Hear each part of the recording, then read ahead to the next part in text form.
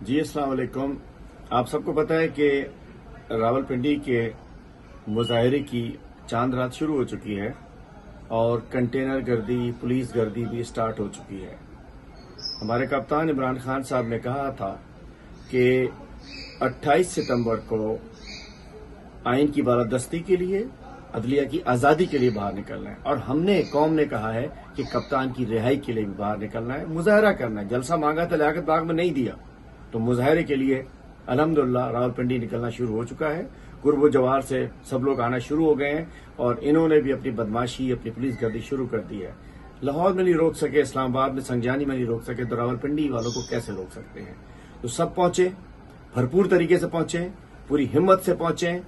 याद रहे कि कप्तान भी हमारा पिंडी में ही कैद है, तो वहां तो जबरदस्त किस्म का मुजाहरा होना चाहिए और कोई कमी पेशी नहीं रहनी चाहिए। सबने पहुंचना है, पिंडी पहुंचना है, भरपूर मुजाहरा करना है, एहतजाज करना है कि हमें आइन की बालादस्ती चाहिए, हमें अदलिया की आजादी चाहिए और हमें अपने कप्तान की रिहाई चाहिए।